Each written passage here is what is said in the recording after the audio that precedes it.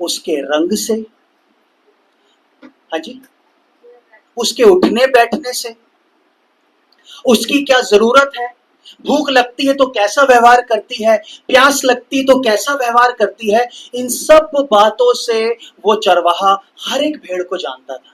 Hallelujah. इस बात को आप सोचें, ध्यान करें। तो इसलिए उसने देखा कि इनमें से एक मेरी भेड़ जिसकी अलग प्रकार की चाल है, उठना बैठना है, वो यहां पर मौजूद। अब देखिए, आप नहीं पहचान पाओगे, लेकिन ये चरवाहा क्यों पहचान पाया? क्योंकि जब वो भेड़ पैदा हो रही थी तो वो उसे तब से जानता है। इसीलिए प्रभु ने इतनी बड़ी दुनिया में आपको चुन के अलग क्यों किया है? क्योंकि जब आप अपनी मां के गर्भ में ही पड़े, प्रभु यीशु तब से आपको जानते थे। हालेलुया। आज मुझे और आपको प्रभु ने क्यों चुना? आप देखिए, कई जगहों पर कुछ हमारे भाई बहन जिनकी आधी उम्र निकल गई, उनको प्रभु ने तब चुना। कोई 30 साल की उम्र में आया, कोई 40 साल की, कोई 50 साल की उम्र में प्रभु यीशु के पास आया। लेकिन अगर आप अपने छोटे छोटे बच्चों को देखो तो उनको प्रभु ने छोटी उम्र में अपने पास बुला लिया। आपको ऐसा महसूस नहीं होता कि प्रभु ने मेरे साथ नाइंसाफी करी? मुझे प्रभु पहले बुला लेते अपने पास तो मैं प्रभु को कितना और जान लेता। मेरे बच्चे और बाकी चर्च के बच्चे तो छोटी छोटी उम्र में ही प्रभु को जानने लगे, वचनों को याद करने लगे। ये समय तो मेरे जीवन में आया ही नहीं। मेरे प्रियो, ये नाइंसाफी नहीं है, ये नाइंसाफी नहीं है, ये प्रभु का सौभाग्य है कि प्रभु ने जीवन के खत्म होने से पहले आपको और मुझे अपने पास बुला लिया। ये सौभाग्य है हमारे जीवन का कि प्रभु ने हमें चुना हुआ था। चाहे मेरी जिंदगी के 40 साल भी क्यों ना निकल गए, 50 साल भी क्यों ना निकल गए, तब भी प्रभु मुझे बुला लाया अपने पास। इसका मतलब क्या है? कि मेरे जीवन के 50 साल निकलने के बाद भी प्रभु मुझे भूला नहीं। हालेलुया। ये बहुत बड़ी बात है। जो लोग 50 साल की उम्र के बाद प्रभु के पास आए, बपतिस्मा लिया, उस बात को जाने कि आपके जीवन के 50 साल निकल गए, उसके बाद भी प्रभु आपको भूला नहीं है, आपको याद रखा। इससे बड़ा प्रेम क्या हो सकता है, बताइए? इससे ज्यादा खास आप हो सकते हैं किसी के लिए, बताइए? अगर आप किसी व्यक्ति से 1 महीना ना मिलो, वो व्यक्ति आपको भूल जाता है, लेकिन प्रभु ने आपको 50 साल तक याद रखा। किसी को प्रभु ने 30 साल तक याद रखा, किसी को प्रभु ने 60 साल तक याद रखा, लेकिन प्रभु लाया जरूर उन्हें।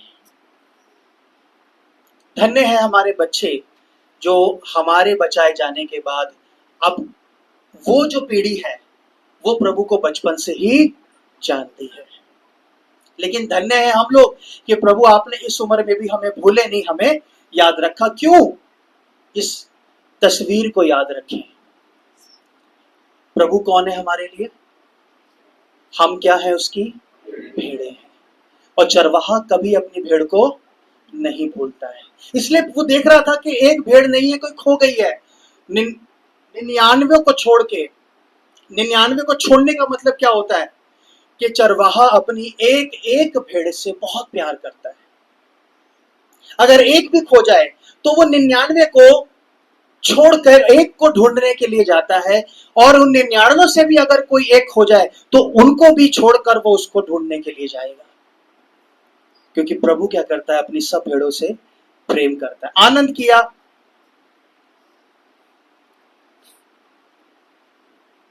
आगे देखिए क्या लिखा है। वचन कहता है, मैं तुमसे कहता हूं कि इसी रीति से एक मन फिराने वाले पापी के विषय में भी स्वर्ग में इतना ही आनंद, जैसे चरवाहे के घर के अंदर खुशी मनाई गई भेड़ के आने के बाद, ऐसे ही प्रभु का वचन कहता है कि स्वर्ग में जब मेरी हर एक बहन में से जिसने प्रभु यीशु मसीह को ग्रहण किया, विश्वास किया, आपका नाम लेकर स्वर्ग में आनंद मनाया गया। हर एक भाई ने जब प्रभु यीशु को अपनाया, हर एक व्यक्ति के, हर एक भाई के नाम से स्वर्ग में आनंद मनाया गया। हमारे बीच में भाई प्रदीप बैठा है। आपके और मेरे जैसा वो व्यक्ति इस वक्त नॉर्मल नहीं है, लेकिन वो प्रभु की नजर में बेहद खास है। जब इसने पहली बार चर्च में कदम रखा होगा, उस दिन स्वर्ग में इसके नाम से आनंद मनाया गया होगा। अब देखिए इस बात के लिए कि हम एक दूसरे को शायद इतना खास और जरूरी नहीं समझते अपने जीवन में, लेकिन प्रभु के लिए हर एक एक व्यक्ति यहां बैठा बेहद खास है। स्वर्ग में आनंद, इस प्रकार से स्वर्ग में आनंद मनाया गया। अगली घटना को हम देखते क्या लिखा है उसमें, पढ़िए। खोए हुए सिक्के का दृष्टांत। यहां पर हम देखते हैं कि एक स्त्री दिखाई गई है जिसका एक सिक्का था। कितने लिखे हैं सिक्के उसके पास? कितने? 10 सिक्के थे उसके पास। उसमें से एक सिक्का उसका खो जाता है और वो क्या करती है, वो संतुष्ट नहीं होती इस बात से कि चलो कोई नहीं, 9 तो है मेरे पास। नहीं, वो क्या करती है, दिया जलाकर बिस्तर के नीचे झाड़ू लेके ना जाने कहां कहां उस सिक्के को खोजती है, जब तक मिल ना जाए। यानी वो हार नहीं मान रही है, जब तक मिल ना जाए वो उसे खोजती रहती है। और जब मिल जाती है वो भी वही करती है जो चरवाहे ने किया। क्या करती है बताइए? आनंद मनाती है। घर में किसको बुलाती है? सभी सखियों को बुलाती है, सभी औरतों को बुलाती है और कहती है मेरे साथ क्या करो, आनंद मनाओ, खुशी मनाओ, क्योंकि जो मेरा एक सिक्का खो गया था वो मिल गया है। खो गया था वो मिल गया है। क्यों? क्यों उसने आनंद मनाया? सबसे पहले आनंद मनाने से पहले आनंद मन में आता है। मन में आनंद हमेशा आपके तब आएगा जब आप किसी चीज को ढूंढने में मेहनत करोगे। कोई चीज अगर आपको यूं ही मिल जाएगी ना पड़ी हुई सामने, अब कभी भी आनंद नहीं आपके मन में आएगा। आपके मन में खुशी कब आती है? जब आपने किसी चीज को घर में बहुत ढूंढा, कई घंटे लगा दिए ढूंढने में, और जब वो चीज मिल जाती है तो आपके मन में आनंद आता है। हे प्रभु तेरा धन्यवाद कि जो चीज खो गई थी मिल गई है। दूसरी चीज, आप किस चीज को खोजते हो? ध्यान दीजिएगा इस बात पर। किस चीज को आप घर में खोजते हो, इसको भी ध्यान दें। अगर आपके घर में ये पेन खो जाएगा, आप इसे ढूंढोगे नहीं, आप बाजार से नया ले आओगे। आपके लिए खास नहीं है, जरूरी नहीं है ये। हजारों पेन बाजार में, अगर ये नहीं मिल रहा, आप ढूंढोगे इसे, 5 मिनट ढूंढोगे, 10 मिनट ढूंढोगे, उसके बाद नहीं ढूंढोगे। अब इसे कहोगे कोई बात नहीं दूसरा ले आऊंगा। लेकिन अगर आपके घर में आपकी कोई सोने की चीज खो जाए तो आप ये तो सोचोगे नहीं ना कि जाके दूसरी ले आता हूं। हाँ जी, भाई तो एक बार कह भी देंगे चलो छोड़ो नहीं मिल रही, लेकिन हमारी बहनें नहीं छोड़ेंगी। तुम जाओ घर से, कोई बात नहीं, झाड़ू लेके आप निकल जाओगी, पर्दों के पीछे, बिस्तर के नीचे, सोफे के नीचे, न जाने कहां कहां अलमारियों में, अलमारी के ऊपर न जाने कहां किसने चीज रख दी या मैंने रख दी। आप उसको ढूंढोगे। क्यों? क्योंकि वो चीज आपके लिए क्या है? कीमती है, खास है। आपने बड़ी मेहनत करके उसको कमाया था, उससे खरीदा था, बहुत सारा पैसा देकर आपने उसे खरीदा था। इसलिए क्या है, वो सोने की चीज आपके लिए बेहद कीमती है, आपने उसे ढूंढा। वचन क्या कहता है? जब एक पापी व्यक्ति इस पृथ्वी पर मन फिराता है और किस पर विश्वास करता है?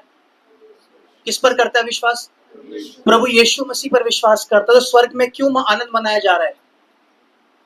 क्योंकि मैं और आप भी प्रभु के लिए सोने से भी ज्यादा कीमती थे। हालेलुया। कोई भी हाथ उठाकर प्रभु को धन्यवाद दे।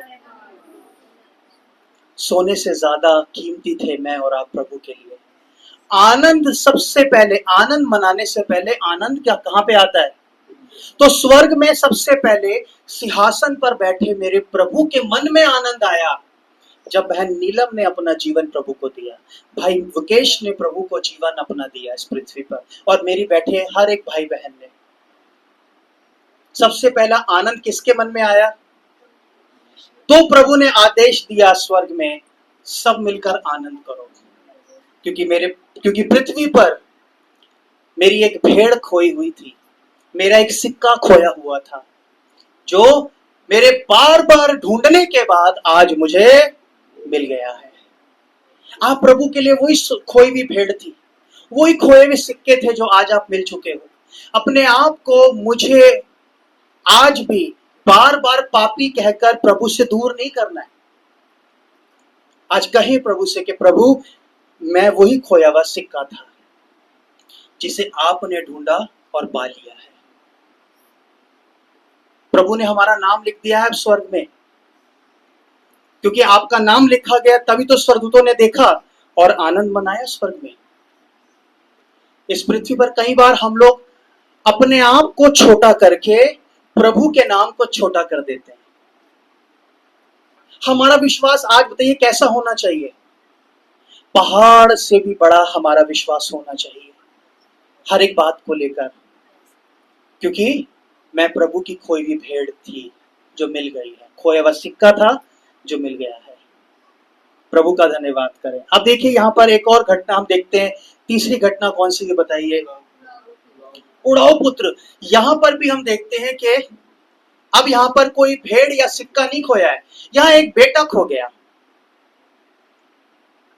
और यहाँ हम देखते हैं कि एक पिता के दो बेटे थे। छोटे ने कहा पिता, क्योंकि पिता बहुत दौलत वाला था, छोटे ने कहा मुझे अपना हिस्सा दे दो और मैं यहाँ से चला जाता हूँ, मुझे आपके साथ नहीं रहना, क्योंकि मुझे अपनी जिंदगी अपने हिसाब से जीनी है, अपनी मर्जी से जीनी है। छोड़ दिया। पिता ने भी उसका हिस्सा दे दिया उसको, क्या तू जा। लेकिन आगे हम क्या देखते हैं, जब आप वचन को पढ़ोगे वहां लिखा है कि उस बेटे ने अपनी सारी दौलत गलत कामों में उड़ा दी, वह विचार में उड़ा दी, नशे में उड़ा दी, ना जाने किन किन बुरे कामों में उड़ा दी उसने अपनी सारी दौलत। और आगे हम देखते हैं कि उसकी वो हालत हो गई कि वो लड़का सूअरों के अस्तबल में रहने लगा, जो उनको खिलाता था वही खाना वो खुद भी खाता था। किसी ने नौकरी पे रख लिया उसको, लेकिन हालत क्या हो गई? सूअरों का खाना खा रहा है। लेकिन इससे पहले अपने पिता की टेबल से कैसा खाना खाता होगा वो? बहुत ही अच्छा, बहुत ही अच्छे अच्छे पकवान वो खाता होगा। लेकिन आज वो सूअरों का खाना खा रहा है। अफसोस देखिए जीवन पर, क्यों? क्योंकि पिता से अलग हो गया। आज आप अपने आप को भी देखो इस स्थान पर, आज के जीवन को नहीं, आज तो वापस आप पिता से मिल चुके हो, लेकिन जब आप पिता से खो गए थे, जब मैं और आप अपने परमेश्वर को जानते नहीं थे, क्या हमारी हालत ऐसी नहीं हो गई थी? इससे मिलती जुलती हालत नहीं थी हमारी? क्या शैतान ने हमें यहां से यहां लाके नहीं पटक दिया था कि हमारी हालत ऐसी हो गई थी कि हम सूअरों का खाना खाने योग्य हो गए थे? कुछ भी अच्छा हमारे जीवन में बचा नहीं था, जो भी कमाया था वो लुट गया था, खाली हो गए थे, शरीर से भी और आत्मा से भी। जरा विचार करें, सोचें अपनी पुरानी जिंदगी, जब आपने प्रभु यीशु को नहीं जाना था, आप किन किन कामों में पड़े हुए थे? विचार करें उसके ऊपर। आप सोचोगे इस चीज के बारे में तो आपका दिल भर आना चाहिए कि प्रभु, आपको जानने से पहले और आपका डर मेरे मन में आने से पहले मैंने कितने गलत गलत काम मैंने अपने जीवन से किए हैं। हमारी हालत शैतान ने कुछ ऐसी ही कर दी थी। फिर उसके बाद हम क्या देखते हैं? वो बेटा सोचता है कि मैं अपने पिता के पास फिर जाऊंगा, और अभी वो रास्ते में ही होता है। उसका पिता उसे दूर से हर रोज छत पे खड़े होकर देखता था, जिस रास्ते से मेरा बेटा गया है एक दिन इसी रास्ते से वापस भी आएगा। हर रोज शाम को उसका पिता उस सड़क की ओर देखता था। एक दिन उसने एक भिखारी को सड़क से आते हुए देखा। आसपास गांव के लोग तो नहीं पहचान पाए उस लड़के को, लेकिन किसने पहचान लिया? बताइए किसने पहचान लिया? उसके पिता ने उसको पहचान लिया। अब देखिए यहां पर दो कहानियां कैसे एक साथ मिलती हैं। 100 भेड़ों में से एक भेड़ खो गई। कैसे पता चला चरवाहे को कि इनमें से एक भेड़ नहीं है? यहां पर हम देखते हैं कि इस लड़के की हालत, जब वो घर से निकला होगा तब वो मखमल के कपड़े पहने हुए, चेहरे के ऊपर चमक होगी, राजा की तरह घर से निकला होगा।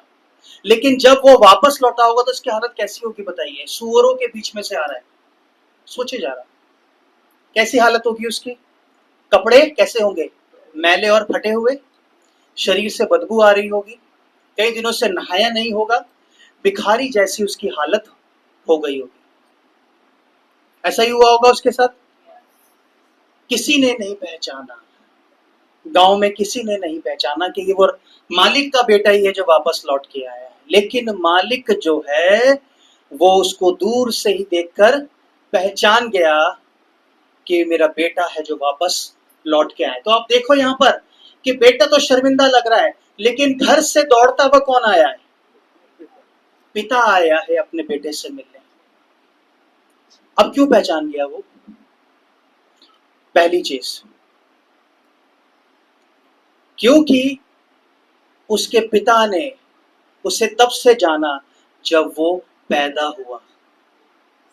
उसके पिता ने भी उसको जब वो पैदा होके बढ़ने लगा, उसकी चाल ढाल को देखा, उसके चलने को देखा, उसके उठने को देखा, उसके गिरने को भी देखा, उसकी आंखों को पहचानता था वो, उसके शरीर के डील डॉल को वो जानता था तब से। इसलिए जब वो बेटा सामने से चल के आ रहा था तो उसकी चाल से ही वो पहचान गया कि ये मेरा खोया हुआ बेटा है। हालेलुया। आप और मैं किससे पैदा हुए थे? बताइए किससे पैदा हुए? हम परमेश्वर से पैदा हुए हैं। हमारा बनाने वाला कौन है?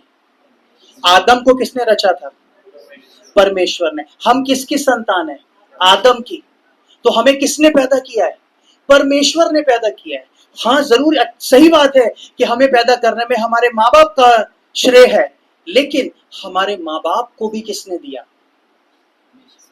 परमेश्वर ने दिया। तो जब मेरी माँ ने मुझे अपने गर्भ में रखा था, जब मैं गर्भ से बाहर आया तो उन्होंने मुझे संभाला, लेकिन गर्भ में उन्होंने मुझे नहीं संभाला।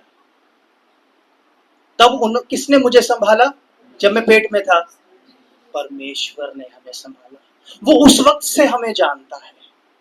तो यानी हमारा प्रभु हमारी माँ के गर्भ से हमें पहचानता है। माँ के गर्भ में हम कैसे हिलते थे, कैसे चलते थे, कैसे करवट लेते थे, कैसे गिरते थे, कैसे सोते थे, कैसे खाते थे, वो तब से हमें जानता है। इसलिए जब हम माँ के गर्भ से निकले और दुनिया में भटक गए, कोई नहीं देख रहा था हमें गलत काम करते हुए, लेकिन प्रभु की आंखें तब भी हम पर लगी हुई थी। इसलिए तो मैंने आपको कहा कि आप शायद 50 साल की उम्र के बाद प्रभु के पास आए हो, लेकिन ये 50 सालों में प्रभु की आंखें एक बार भी आपसे अलग नहीं हुई। विचार करें इस बात के ऊपर कि वो परमेश्वर कितना महान प्रभु है, कितना प्यार करने वाला प्रभु है कि उसकी आंखें एक सेकंड के लिए भी उस वक्त आपसे दूर नहीं गई। क्या हुआ? पिता ने उसे खूब चूमा, गले लगाया और उसे कहा, सब अपने दासों से कहा इसे अच्छे वस्त्र पहनाओ, इसकी हाथ में दोबारा से अंगूठी पहनाओ और एक बड़ा भोज रखो, आनंद का भोज, जिसमें सबको बुलाया जाए। क्यों? क्योंकि मेरा बेटा जो खो गया था, जो मर गया था, उसने कहा मर गया था, वहां लिखा है। क्यों मर गया? मतलब एक तरीके से पिता के लिए वो मर ही गया था। पिता नहीं जानता था कि आएगा कि नहीं, मर गया था। लेकिन जो मर गया वो जीवित हो गया है, जो खो गया था वापस आ गया है, मिल गया है। तो वहां पर भी हम क्या देखते हैं? आनंद मनाया गया। तो ये सारी घटना जो अब तक हमने देखी यहां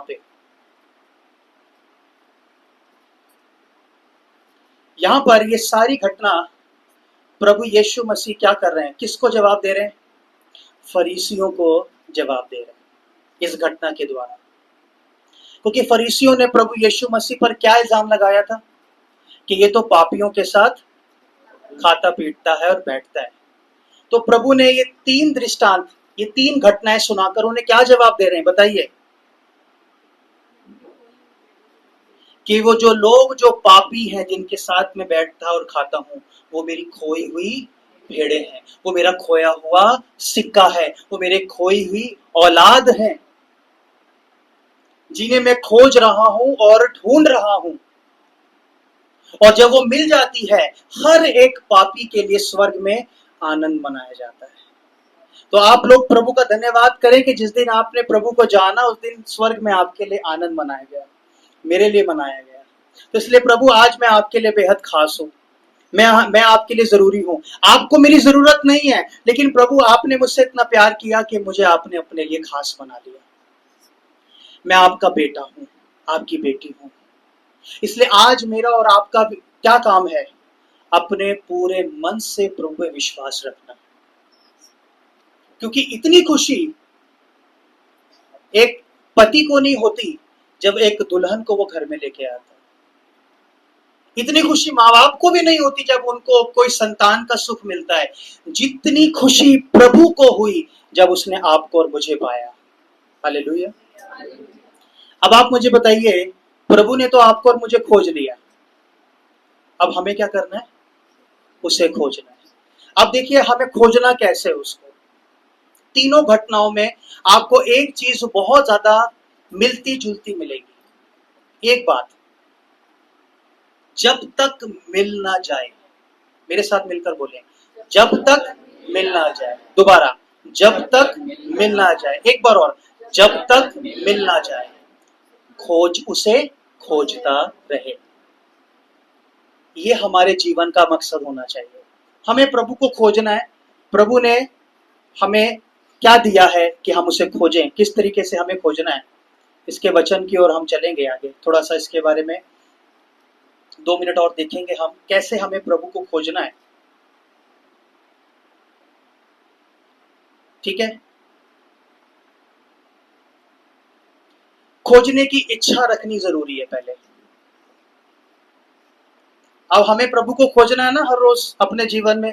संडे को चर्च में आके, शुक्रवार की प्रार्थना में आके, हर रोज बाइबल को खोल के, वचन को पढ़ के, प्रार्थना के द्वारा प्रभु को खोजना है। लेकिन प्रभु को खोजने के लिए सबसे जरूरी क्या है? खोजने की इच्छा जरूरी है। इच्छा नहीं होगी तो आप कैसे खोजोगे? आपको अगर मार मार के अगर स्कूल भेजा जा रहा है, स्कूल जाने की इच्छा आपके अंदर से नहीं हो रही, तो कैसे आप स्कूल जाओगे?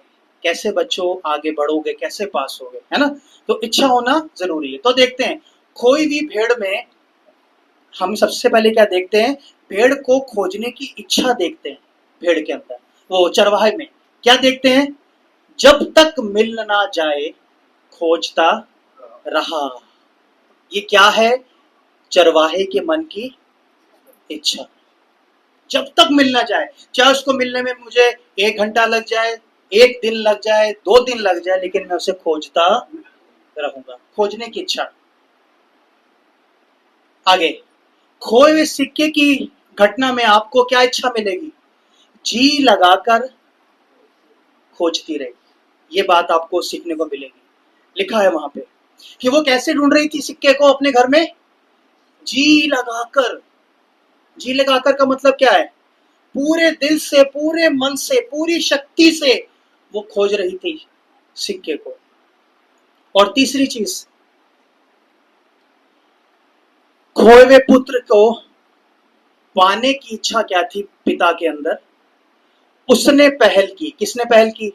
पिता ने पहल की और जाकर गले लगाया। पिता ने ये नहीं कहा मेरा बेटा गया था घर से, उसे लेकर आओ, मेरे सामने झुके, नाक रगड़े, माफी मांगे, तब मैं क्षमा करूंगा। नहीं, बेटे को पाने की इच्छा, उसके लिए पिता ने खुद पहल की और जाकर उसे गले लगाया। ये 3 बातें हम देखते हैं। तो आप क्या प्रभु को खोजने में के लिए आपके मन में ये 3 भावनाएं हैं? जब तक मिल ना जाए प्रभु मैं तुझे खोजता रहूंगा। प्रभु को कैसे खोजना है हमें? जब वचन सुन रहे हो प्रभु के दास से, जब आप अपने घर में बाइबल पढ़ रहे हो, प्रार्थना कर रहे हो, प्रभु के साथ समय बिता रहे हो, तो वो समय सिर्फ फॉर्मेलिटी नहीं होना चाहिए। कैसे कैसे प्रभु को समय देना है? जी लगाकर, जल्दबाजी में नहीं। अरे 10 बजे निकलना है, 9:50 पे बाइबल खोली, फटाफट से बाइबल पढ़ी, प्रार्थना की 10 मिनट में और निकल गए। और सिर्फ बाइबल इसलिए पढ़ी कि प्रभु जब मैं रास्ते में जाऊं तो मेरी रक्षा करना। यहां पर भी अपने मतलब के लिए हमने बाइबल को समय दिया, प्रार्थना को समय दिया नहीं। बाइबल कोई फास्ट फूड नहीं है, रास्ते में कहीं रुके, रेडी से कुछ खा लिया, थोड़ी देर के लिए पेट भर गया। बाइबल कोई ऐसी चीज नहीं है। बाइबल हमारे घर की रोज की रोटी है। आप घर की रोटी कैसे खाते हो? तसल्ली से बैठकर, नहा धो के, बिस्तर पे बैठ के, टेबल पे बैठ के, चौकड़ी मार के, जैसे भी आप खाते हो। लेकिन घर का खाना कैसे खाते हो? तसल्ली से खाते हो ना, आराम से खाते हो। उसी तरीके से प्रभु के वचन को भी तसल्ली से बैठकर पढ़ना है और उसे समय देना है। ऐसे हमें प्रभु को खोजना है, जी लगा के। तीसरी चीज, खोए हुए पुत्र में हम देखते हैं, मेरे घर में कोई तो बाइबल नहीं पढ़ता, मैं क्यों पढ़ूं? प्रभु कहता है तू पहल करना। मेरे घर में कोई प्रार्थना तो करता नहीं है, मैं क्यों करूं? प्रभु कहता है तू पहल करना। मेरे चर्च में कोई जल्दी नहीं आता, तो मैं भी क्यों जल्दी जाऊं? प्रभु कहता है तू पहल करना। तू अपने साथ उनके जैसी आशीष क्यों पाना चाहता है? तू उनसे बढ़कर आशीष क्यों नहीं पाना चाहता? पिता ने क्या किया वहां पे, तो आपको क्या करना है? हर काम में पहल करनी है। प्रभु वो तो मुझे क्षमा नहीं कर रहा है, प्रभु कहता है तू पहल करना। फिर प्रभु वो तो अपने पुराना जीवन नहीं छोड़ रहा है, प्रभु कहता है तू पहल करना। फिर तू पहल करना। ये सारी बातें जब हम करते हैं, इसे कहते हैं खोजना। कितने लोग मेरे साथ हैं? इसे कहते हैं खोजना। तो ये 3 बातें हमारे अंदर होनी चाहिए जब हम प्रभु को खोजें।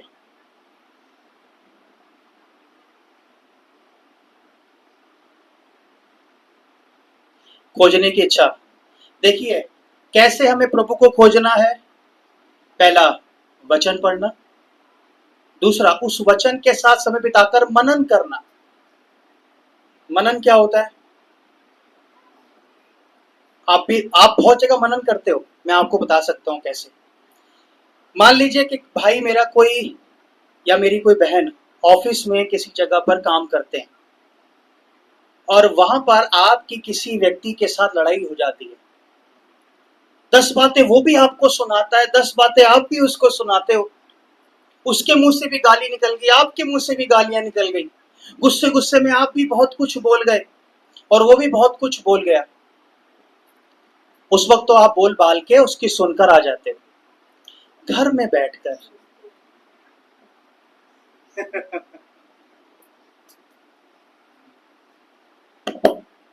ऐसा ही होता है, मुझे पूरा बोलने की जरूरत तो नहीं। घर में बैठकर फिर हम उसके ऊपर मनन करते हैं।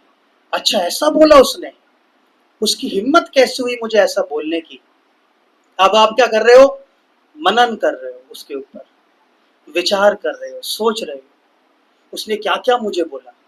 और अगर कोई बात आप भूल जाते हो तो कोई ना कोई ऐसा शैतानी दोस्त भी हो जाएगा आपका जो फोन करेगा आपको, तुझे याद है तुझे उसने तुझे ऐसा भी बोला था, अच्छा ऐसा बोला था मुझे, छोड़ूंगा नहीं उसे। तो क्या हो रहा है? अभी लड़ाई तो नहीं हो रही, लेकिन घर आकर आपने उसके ऊपर क्या किया है? विचार किया है, मनन किया है कि मुझे ऐसा ऐसा बोला गया। और कई बार आप ये भी मनन करते हो, मैं कुछ ज्यादा बोल गया, ये भी मनन होता है।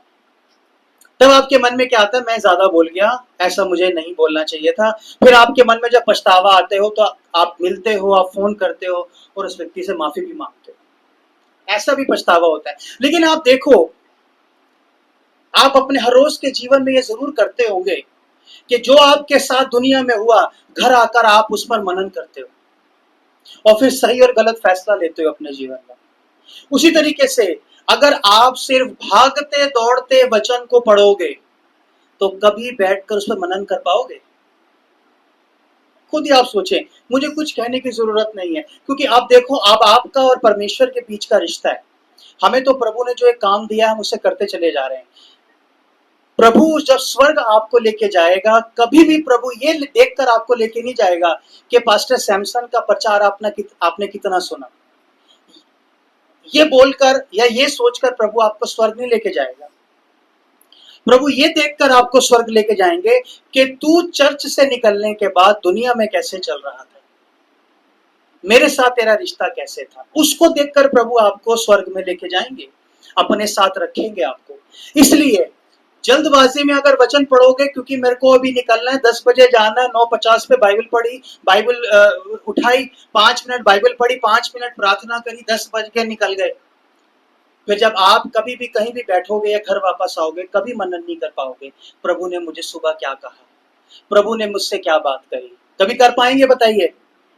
तो इसलिए क्या करना है, तसल्ली से एक समय निकालना है आपको। समय कभी नहीं निकलेगा आपकी जिंदगी में प्रभु को खोजने के लिए। आपको तसल्ली से क्या करना है, समय खोजकर निकालना है, प्रभु के साथ बैठना है, वचन को पढ़ना है। प्रभु तूने मुझे आज इस वचन से क्या सिखाया, क्या तूने मुझे आज्ञा दी, उन वचनों को पढ़कर ध्यान से समय बिताकर, जब आप कहीं भी होंगे बाहर की दुनिया में, जब आप खाली बैठे होंगे, वही वचन आपके दिमाग में घूमेंगे। उसी का कहते हैं मनन हो रहा है। क्यों? क्योंकि कुछ अंदर गया है, इसलिए मनन हो पा रहा है। लेकिन अगर नहीं गया तो नहीं हो पाएगा। तो इसलिए आप क्या देख रहे हो यहाँ पर, यह व्यक्ति क्या कर रहा है, पहले इसने वचन को पढ़ा, उसके बाद उस पर ध्यान कर रहा है, मनन कर रहा है, और तीसरा काम क्या है, प्रार्थना करना। इन 3 कामों के द्वारा आप और मैं प्रभु को खोजते हैं। अगर ये 3 बात हमारे जीवन में नहीं है, हम अपने प्रभु को कभी भी खोज नहीं पाएंगे। अब आप मुझे बताइए, क्या ये तीनों बातें आपकी जिंदगी में पूरी हो गई हैं? नहीं ना। यह आपकी रोज की रोटी है, ठीक है, जिसे आप कह सकते हो दाल रोटी सब्जी। वचन पढ़ना, मनन करना, प्रार्थना करना, 3 चीजें खाते हैं ना हम लोग रोटी में। ये 3 चीजें हैं, वचन पढ़ना, उस पर मनन करना यानी ध्यान करना, विचार करना कि प्रभु आपने मुझे उससे क्या सिखाया, मुझे कौन सी आज्ञा पे चलना है, किस पर ध्यान करना है, और तीसरा उस वचन के अनुसार प्रभु से बातें करना प्रार्थना में। ऐसे आपको जी लगाकर, और जब तक प्रभु मिल ना जाए तब तक पहल करके प्रभु को खोजते रहना है। एक आखिरी बात बोलूंगा, प्रभु में चलने के लिए आपको लोगों को नहीं देखना। जिसने लोगों को देखा, आप समझ लो कि वो व्यक्ति गया, वो प्रभु के साथ नहीं चल सकता।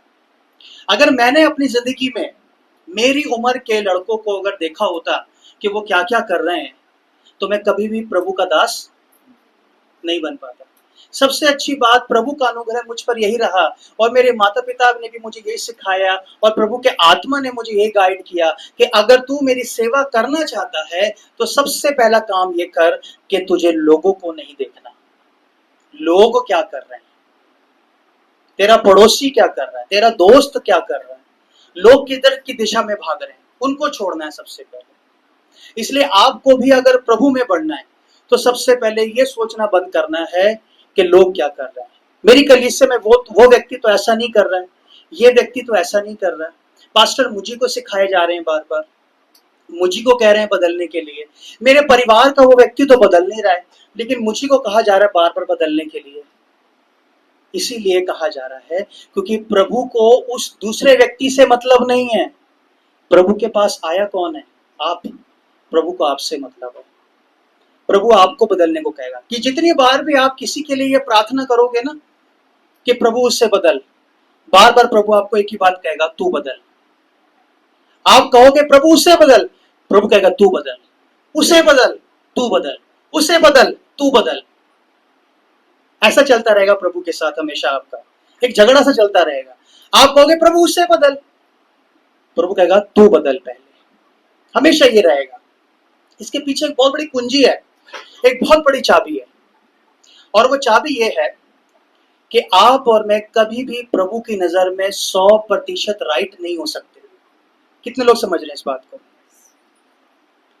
जितना मैं और आप प्रभु की नजर में सही होते जाएंगे, उतना ही मेरी जिंदगी के हालात बदलते जाएंगे। जितना मैं प्रभु की नजर में सही होता चला जाऊंगा, उतना हर एक व्यक्ति जो मेरी जिंदगी में जुड़ा हुआ है वो सही होता चला जाएगा। कौन करेगा उन्हें सही?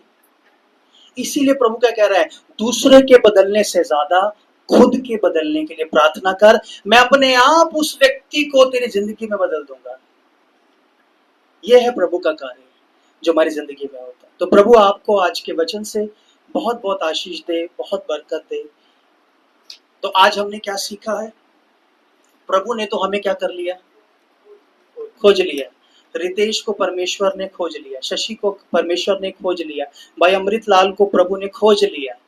लेकिन आज क्या काम बनता है कि आपको और मुझे अपने प्रभु को खोजना है, खोजी बने। शुरुआत में मैंने कहा कि अगर आपको कोई कहे कि ग्राउंड में सामने सोना दबा हुआ है तो आप धूप गर्मी सर्दी नहीं देखोगे, आप खोदोगे। उसी प्रकार अपने प्रभु को आप सोने से भी ज्यादा कीमती समझे और उसे खोजना शुरू करें अपने हर रोज के जीवन में। प्रभु आपको बहुत बहुत आशीष दे।